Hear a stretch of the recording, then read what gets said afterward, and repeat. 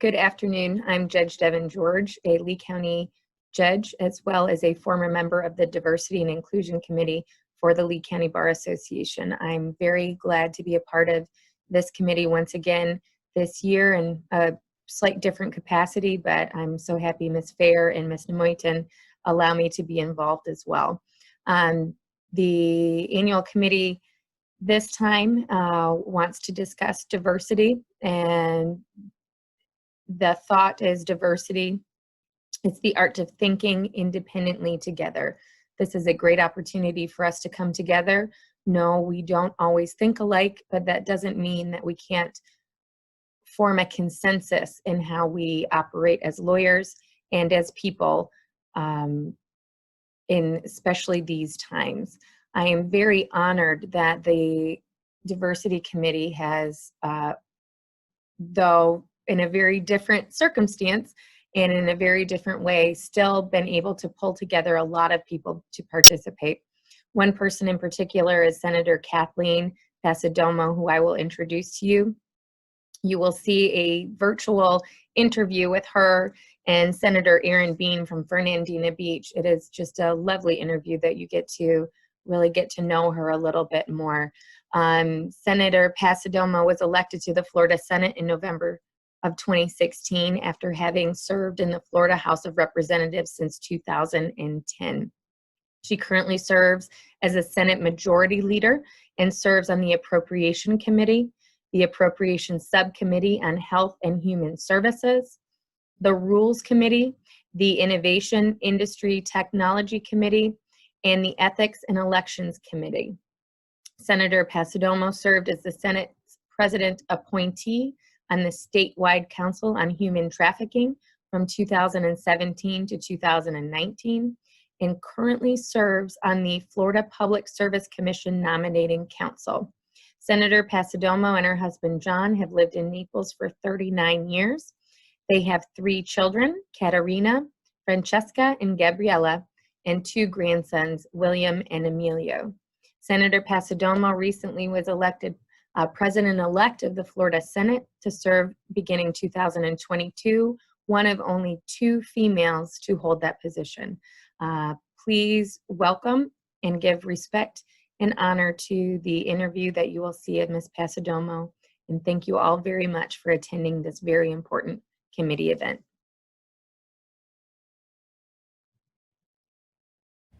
Hello and welcome to the Lee County Bar Association Diversity Seminar. I'm Aaron Bean and we have a special treat for you today. We're just outside of Lee County on location with Senator Passidomo, and for the next 15 to 20 minutes we're going to be able to have an intimate conversation with Senator Passidomo. Senator Passidomo, welcome. We're glad to have you here. Now, every attorney in Lee County knows who you are, but if an alien attorney from Mars came and didn't know who you are, would you introduce yourself for them? Absolutely, and thank you very much. And for the Lee County Bar members, this is Senator Aaron Bean from Fernandina Beach, who has come down to Southwest Florida for some Senate business, and I've roped him into helping me with this seminar. I have served in the Florida Senate since 2016. I served in the Florida House for 6 years before that. My current position is the Senate Majority Leader, and I was asked by the Bar Association to talk a little bit about how the Florida Senate handles diversity and working together collaboratively, and that's why we're here. And Senator Bean came up with some really good questions to ask me. Right. Well, Senator Passidomo, many know that you're a senator, but they don't know what a big deal you are in the Florida Senate hierarchy. Will you explain what a big deal you are? Well, I hope I will be a big deal someday. Right now, I am the Senate Majority Leader, and presuming we keep our Republican majority in the Senate, I will serve as the Senate President in 2022. Very good. For ladies and gentlemen, that is truly a big deal. One of the top 3 positions in all of state government to be president of the Senate. The only I think the third woman to will have done so. Only 2 women have done it before, so that's something we're all proud of. Let's talk about diversity. Diversity is a key issue now. It's what's being talked about. Talk about diversity in government and in the Florida Senate. Well, the interesting thing about the Florida Senate is that we represent, there are 40 senators, and we represent the entire state, from the Panhandle to the Southeast Coast. And we have rural areas and we have urban areas, and our senators are reflective of the areas that they serve. There are 23 Republicans currently in the Senate and 17 Democrats. We have women, we have men, we have African Americans, we have Caucasians, we have people from all different walks of life. We have a former principal, we have many lawyers, we have an auctioneer, Senator Bean is an auctioneer, we have an egg farmer. So we do bring a lot of different backgrounds to the table when we are looking at passing legislation for our constituents. Very good. You also have a unique perspective because you've served in both the House and the Senate. Is there a difference? How would you explain the difference in diversity and the differences in government of the two bodies? Well, the Florida House has 120 members, so it's much harder to manage. Oftentimes there are issues of party lines and the like in the House, but the Senate, on the other hand, has just 40 members. And as Senator Brandis likes to say, our 40 senators are like 40 Somali warlords, and every vote counts. Everybody has a say, and nobody can run over the other because you have to work together collaboratively to get anything done. I got you. Now, as the majority leader, you're in a key leader in strategy for the Republican Party, but to get anything done, you've got to bring everybody to the table to make that happen. Tell me some of the strategies of bringing people from different races, from different genders, from different backgrounds. How do you build consensus to get things done? That's a great question because, and it's not what most people think. Most people think that we are just a two-party system and all we care about is our Republican agenda or a Democrat agenda. But it doesn't work that way because what happens are people come to the Senate with different backgrounds. For example, one of my colleagues, Senator Lauren Book, she's a Democrat, but first and foremost, she's a mother with twins. And her background is, as a parent, the legislation that she files are related to her being a parent. She also, and this is public knowledge, was abused as a child. So a lot of her legislation comes from that background. And so when she has a bill dealing with people that are abused or human trafficking and those type of issues, we all work together, and knowing how important that is to her, we will pass legislation that is important to her and her constituents. And that runs across the board. My background is a real estate lawyer, so a lot of times I do bills that are sort of business related, dealing with the real estate industry. Because I have an expertise, my colleagues often ask me to give them that expertise. So it's not a Democrat-Republican, it's more about the issues themselves. Right. I know if I were buying or selling real estate, I would go to you for advice. And you have. I have. Tell us about valuing opinions from different backgrounds and diversity, and how do you communicate that? There's so much. Is there too much communication going on? We got so many social media outlets. How do you master getting the word out? Well, that's actually a good issue. The social media outlets oftentimes have incorrect information, and I think if you are just looking at Twitter or Facebook, you get the wrong impression of what we do in the legislature. So when I'm meeting with colleagues, we try to avoid that. Now, of course, we are governed by the Sunshine Law, so we can't meet in secret. We have to meet out in the open. But we do share our thoughts. We debate. It's never a one way. It's not my way or the highway. When we pass bills, we listen to different sides. It's basically, we have an open tent and everybody can participate, and it's a very civil process, and we actually get a lot done in Tallahassee. And in fact, I would say about 98% of the bills that we pass in the legislature are passed in a bipartisan manner, because when it's all said and done, all of us represent constituents who elected us to represent them. And so, you know, and they care about their communities. So we do pass a lot of, again, as I said, most bipartisan legislation. Obviously, we do have some ideological differences and distinctions, but by and large, we work together on things that are important to the community and the state. Well, tell me, if I watch the news, I see Washington, D.C. as broken. I see not much happening. I see very strong opinions without any type of open dialogue, without criticizing the other party. Is there a difference in Tallahassee? Absolutely a difference. And I think the difference gets back to what I just said. We can understand the perspectives of our colleagues. You know, we are a smaller body. Our number one priority is our communities and the state of Florida. And we all want to accomplish the same goals. And by understanding where people are coming from, we can pass legislation that actually works. We're in a different era right now, and in fact, the reason why we're not live with the Bar Association right now is because of COVID. COVID's out there. Tell us how we're governing in the era of COVID, and when do you see it getting better? That's going to be a real challenge. Right now, we're in the middle of the reopening of the state, and how are we as legislators, personally, how are we going to meet? We, under our Florida Constitution, we have to be in Tallahassee. We don't have the leisure of voting remotely, because our role is to be able to listen to citizens who are providing input on the bills that we pass.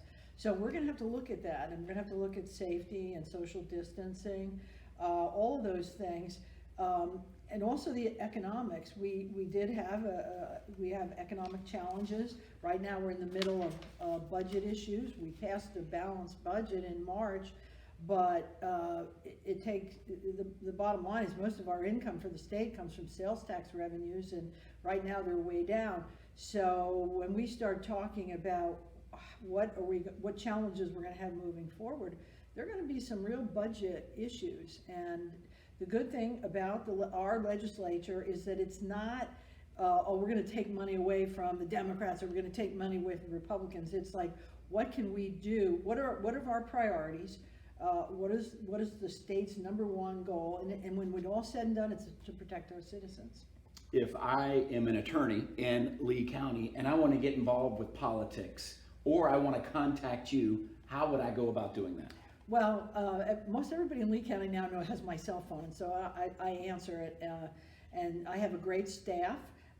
Just give my Senate office a call. I do represent all of Collier County, all of Hendry County, and Bonita Springs. So I'm in Lee County frequently, and I'm available at any time. And I've had a number of members of the Collier and Lee Bar call me with ideas they have on legislation and concerns they have, particularly in this climate where we have the economic issues and unemployment.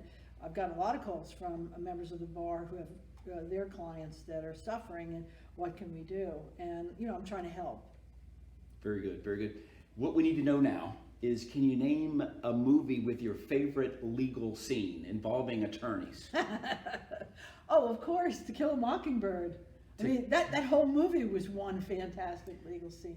I wish I could have been like that, but I'm not a trial lawyer, just a dirt lawyer. But being in the legislature is the actual joy of my life. Very good. We were looking for A Few Good Men, or Liar, Liar. Either one of those movies, but To Kill a Mockingbird is pretty powerful. We've got time for just one question left, Senator Passidomo. With this, Senator Passidomo, if you could reach out and have the chance to talk to young attorneys right now, what advice would you give if they're just starting out their legal career, because you are going to be talking to these attorneys right now, what do you tell them?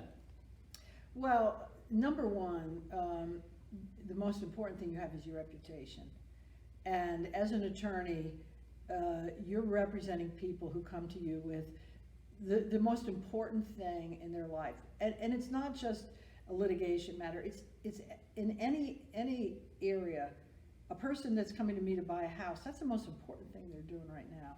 Or for you litigators, the most important thing is that matter that they have pressing. And number one, you've got to be able to listen to them, understand and appreciate that is their number one priority. And for you, it might be a simple thing, or, you know, I could do this with my eyes shut, but remember where they're coming from, and just make them feel good about themselves in their matter, and that will establish your reputation. And if you continue down that path, you will have a great reputation for being a great lawyer. Very good. Senator Pasadomo, thank you so much for spending time with us today. With your political career, the best is yet to come. We're looking for big and bold things, as we already have seen from Senator Pasadomo. So to all the Lee County Bar Association, thank you for tuning in, and we hope to see you live sometime very soon. Well, thank you, Senator Bean. Hello, and thank you for inviting me to be a part of your program of Thinking Independently Together. Diversity and inclusion is one of the 5 strategic objectives of the Florida Bar, and the priority of increasing programs that encourage diversity and inclusion has been significant over the past decade. The diversity and inclusion objective was added by the Bar's strategic plan in 2011. At that time, the Board of Governors established the Bar's Standing Committee on Diversity and Inclusion, which now has 80 members representing all parts of the state, various practice areas and ethnicities, and many other diverse interests. President-elect Mike Tanner will tell you more about the work of this important committee in his remarks. The Florida Bar has since seen its diversity and inclusion programs, education and leadership opportunities grow each year, as well as the diversity of our leadership. In fact, when I started with the Board of Governors in 2018, there were 10 women on the board, 42 men, 2 Hispanic Americans, and 4 African Americans. Today, in 2020, we have 16 women, 36 men, 3 Hispanics, 4 African Americans, and 2 Asian Americans. Slowly, but surely, we are pushing the needle, but we still have a long way to go. One of the ways that we've truly enhanced the diversity of leadership on our board is through the Leadership Academy. That has truly been an important aspect of the Florida Bar's initiatives. In the Florida Bar's Leadership Academy, we identify, nurture, and inspire young and diverse leaders and integrate them into the bar community. The Leadership Academy is now starting on its 8th year and was the brainchild of President Eugene Pettis. It has had more than 300 bar members go through its program, which is a year-long training program that usually has approximately 30 members of participation. My role and my path to leadership really was through committee and section work. Committee membership provides such an important way for all of you to become active in the Florida Bar. In particular, rules committees are an important part of our justice system. We have 11 such rules committees, and there are new rules and procedures that change every day, especially during these trying times.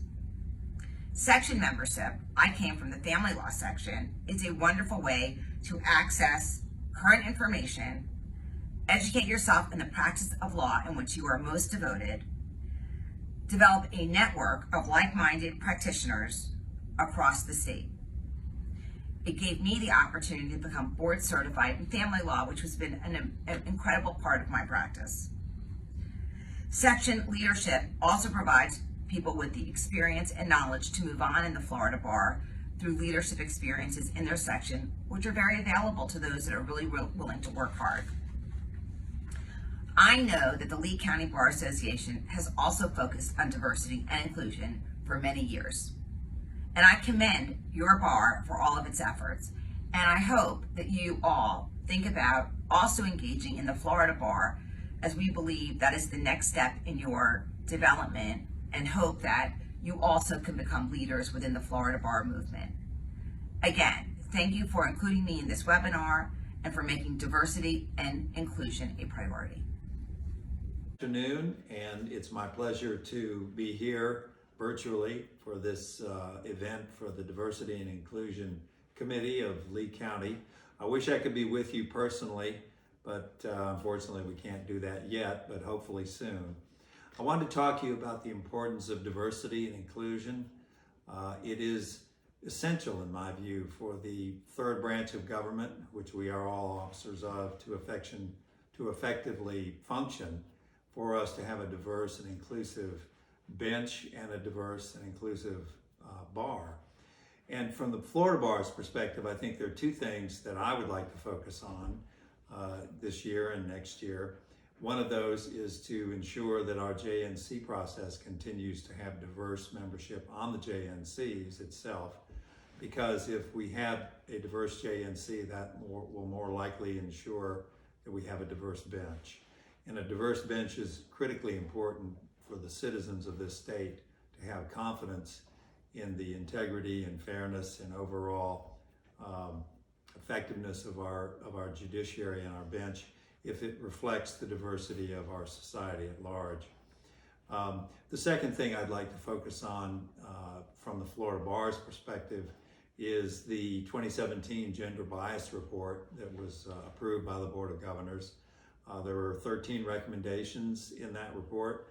Some of those have been implemented and some not. And it's my intention to follow up on that report and see that those initiatives that have not been implemented be implemented to the extent they can be within the parameters of what we can do as a mandatory bar using mandatory fees. From the standpoint of your voluntary bar association, there are two things that I think I would ask you to emphasize. One is the bar's diversity initiative, which is that we encourage people and lawyers of diverse backgrounds, diversity in all aspects, to apply for leadership positions within the bar, section leadership, committee leadership, special committees leadership, grievance committee membership, UPL committee membership. If we have applicants of diverse backgrounds and diversity in those for those positions, bar leadership will surely appoint them, and that is, in my view, one of the best ways to ensure that we have diverse representation on all aspects of the bar. And the second thing I would stress to a voluntary bar association is to take advantage of the Florida Bar's Voluntary Bar Association grant program. That is a $50,000 grant pool that's available every year for voluntary bars to obtain grants of up to $1,500 for a single voluntary bar, or up to $3,000 for multiple voluntary bars working together to put together and put on diversity programs that emphasize the importance of diversity. I hope that you will take advantage of that, and I hope you will promote diversity on an ongoing basis, because it is critically important for our profession and our branch of government.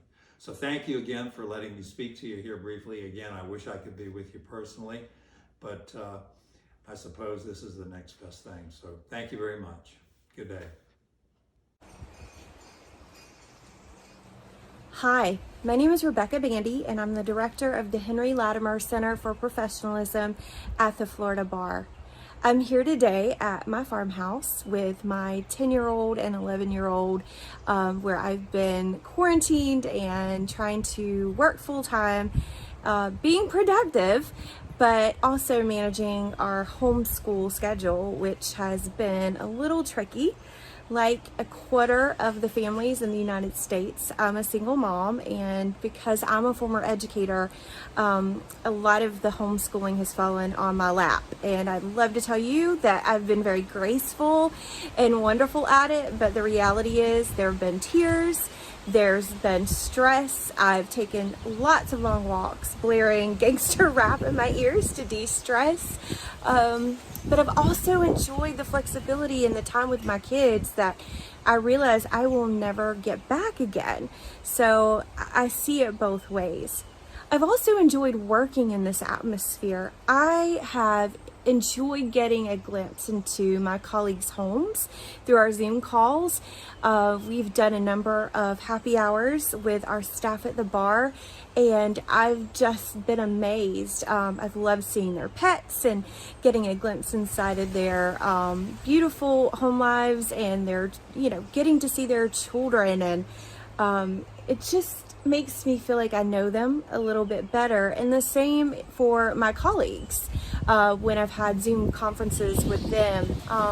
It's just been amazing. I mean, the reality is there are some times when I'm at work when I barely see anyone outside of my floor other than in passing or in the elevators. And so there's definitely a change that's coming, but I'm not so sure it's a negative change. So just 2 weeks ago, I had to address the issue of childcare with my boss. And it was uncomfortable for me, but I had to tell her, I don't know what I'm going to do for childcare over the summer. Our usual camps are closed, the school camps are closed, and it was giving me anxiety. It was causing some stress. And I realized in having that conversation that is not anything I would have said to her or addressed with her 2 months ago. I would have felt like it was a personal problem and not something I needed to bring into the office. But she assured me those days are gone because the lines are now blurred, and we're not compartmentalized anymore. We're definitely blending together personal and professional, and felt good to have the reassurance that I mattered and that my professional life matters and that I'm appreciated and respected. So the practice of law is going to change. Professionalism standards are still extremely high.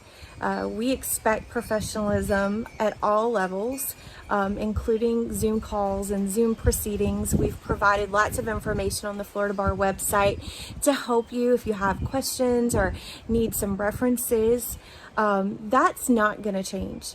But what I do realize is that we are setting a precedent now for the ability to be a little more emotionally intelligent, to be more compassionate, to be more flexible, to work in teams, even from afar.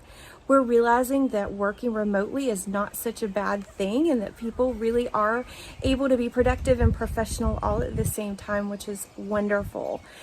So I think a lot of good is going to come out of this as we move forward. And I really, really hope that these masks, when they come off, and they will come off, I hope that they symbolize all the discrimination, gender bias, implicit biases that we have, the glass ceilings, the pay differential between males and females. I hope that all of that goes away with the masks, and that we're able to step into this new horizon of practicing law in a way that recognizes that we're all in this together, and that our families and our home lives and our balanced living are so, so important. And actually, probably with the practice of law improving in those respects, some of the dire numbers we see with mental health and wellness, suicide, just might improve some. So be well. Those are my wishes for you and your family, and for our profession moving forward. Very excited to see what the future holds, and I'm so glad to be your colleague and to be able to serve you in the public at the Florida Bar. Find us on Twitter, find us on Facebook, and I'd love to hear back from you. Thank you for your time. Thank you so much for giving me an opportunity to join you all today on what each of you know probably is a very important topic that's near and dear to my heart, and that's diversity and inclusion. I've always been a believer that we as a humanity is better when we stand as one. We're stronger, we have more diversity of thoughts, we have more experiences. There's just a different rhythm to life when we reach outside of our comfort zone. It's not the easiest thing, and over my 35-year career, I have had many instances where there have been challenges of truly fulfilling the words of diversity and inclusion. Many of you may have had occasions at the workplace. I have a daughter who works as a lawyer up in Orlando. I don't think I've ever been more angered when a bailiff looked at her and said, "You don't look like a lawyer." I thought to myself, what does that mean? She's a beautiful, well-dressed, prepared young lady. What's in his mind as to what a lawyer looks like for him to think and be comfortable enough to suggest to her you didn't look like a lawyer? I think that just goes to the essence of the heart of the challenge. When we talk about diversity and inclusion, it's really important that we remove the fear. And that's what I think it is. I think a lot of the pushback on opening up the table of opportunity comes from ignorance and people's fear. Fear that if we allow more people in, I'm going to get less. If we allow more people in, then I'm going to have a negative impact on my life. I've seen so many instances when we've enlarged the table settings and put other representatives at the table, people realize that it strengthens their experience. It strengthens the opportunities. And that's what we have to do. As you all continue to go to work on these issues, I ask you to be bold. Be bold and break the mold. Don't be hesitant on doing things that are different. Don't be hesitant. When I was bar president and I was coming up with the Leadership Academy, which is now just announced its 8th class, so 8 years in the making, people told me it can't be done. I said it's going to be done. I'm going to make it happen. And it was the pathway of taking people to the table of opportunity and training them up to be successful, putting them in the conversation, putting them with the levels of engagement and networking that we know are the essential ingredients of success. We can talk all we want on diversity and inclusion, but if you're not coming with opportunity, it's all noise. You have to meet the claim of diversity and inclusion with some intentionality, some true meaningful opportunity. And you'll realize that if you give people the opportunity, people soon will be able to stand on their own. People will soon be able to fly on their own. But we have to put them in the game. We have to make it meaningful, and we have to be sincere and consistently intentional. It can be done. I've seen it done. And it's folks like you all that are giving of your time towards the cause of true diversity and inclusion that's going to make Florida better, that's going to make our bar better, and at the end of the day, it's going to make our communities better. Thank you so much for allowing me to be a part of this conversation. It's always something that I'm ready to talk about, because at the end of the day, I'm a true believer that when we stand as one humanity, that's when we're our best. Thank you. Hello, everyone. This is Linda Doggett. At the clerk's office, we are here to serve our community. We have a culture of being professional and caring for our peers and for our customers. So for us, diversity and inclusion is caring about and helping others. Hi, I'm State Attorney Amira Fox, State Attorney for the 20th Judicial Circuit. We have a staff here at the State Attorney's Office of 300 people, 120 of whom are Assistant State Attorneys, thus making us the biggest law firm in Southwest Florida. We are proud to have staff from all walks of life, and we strive to have a diverse and inclusive office.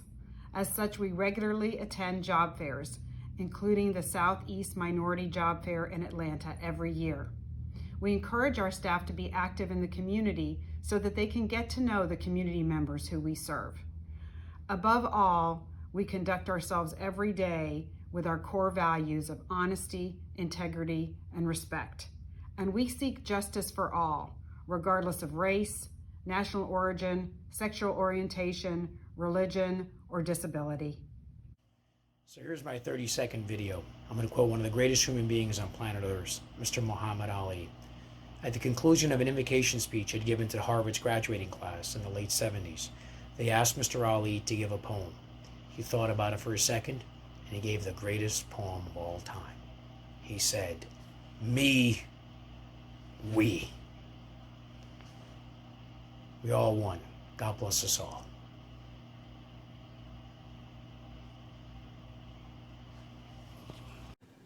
Hello, I'm Sarah Owen. Last week, Jacqueline Novogratz, the founder and CEO of Acumen, posed a question to her Twitter followers. She was wondering which qualities we thought were most important in changing the world. Which leadership practices do we need to put in place for the 21st century? The list was long and a lot of great ideas, but I was struck particularly by a few. Number one, listening to voices unheard. Also, hold opposing values in tension, avoiding the conformity trap, and to partner with humility and audacity. There wasn't one on the list that wasn't important and didn't matter, but I thought these characteristics were critically important to the idea of promoting diversity and inclusion in all of our work. Hi, my name is Amy McQuaig, and I'm Vice President Director of Marketing for Sanibel Captiva Community Bank. I found a diversity and inclusion quote from American activist Verna Myers that I thought was a really good one. Diversity is being invited to the dance. Inclusion is being asked to dance. Stop.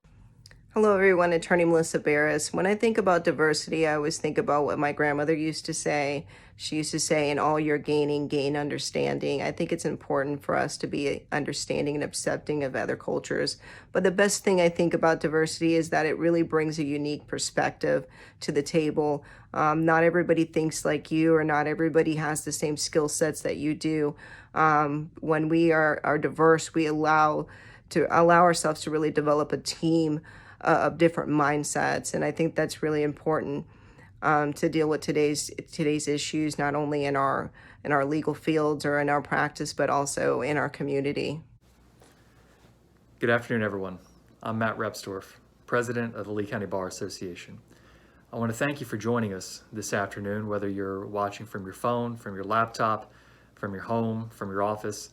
Thank you for being here. Thank you for being a part of this discussion. And thank you for coming together with us under the banner of diversity and inclusion. I also want to thank all of our speakers who took the time out of their schedule to send in videos or be with us to talk about their personal experiences, their knowledge, their expertise, and their wisdom on all the topics that we've discussed today. Thank you also to our Diversity and Inclusion Committee members who have again had another fantastic year and put together this presentation for us, which has come together obviously under atypical circumstances, but nonetheless have persevered and done a wonderful job putting together a great group of speakers and a great presentation for all of us. So thank you to all of you. The topic for this year's presentation was the art of thinking independently together. I can't think of a more appropriate topic, especially this year, given all that's happening, not just in our local communities, but throughout the country and throughout the world. The goal of the Diversity and Inclusion Committee has always been, just as it says, diversity of our membership, inclusion of all persons, regardless of race, gender, religion, creed, bring us all together as one community to build consensus, respect, and collegiality amongst all of us for a better legal community and a better community for ourselves and our residents, our friends and family and neighbors. The title of our presentation, The Art of Thinking Independently Together, hits on something that's key in building relationships and building community. And it's the ability to think independently, all of us, coming together as one, but with our own viewpoints, our own personal experiences, and our own past histories of how we've each arrived here today. Building a community does not happen by forcing people to think a certain way or forcing our thoughts and beliefs on other people or mandating that people think or act a certain way. Community is built by allowing everybody to have their own thoughts, their own feelings, their own personal experiences, and then coming together to share those like we've done today, and to have an open forum and open discussion where we can all share our backgrounds, our histories, and our thoughts without judgment, without mandates, without forcing anybody to think a particular way, but respecting and appreciating and understanding where each of us comes from to build that better community.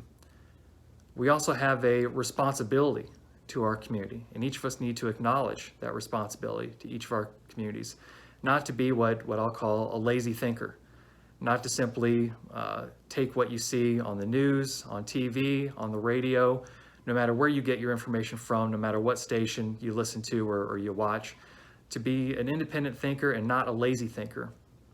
In coming to your own conclusions, looking at the facts through your own eyes and through your own lens, and not just accepting somebody else's viewpoint and not being forced to accept somebody else's viewpoint.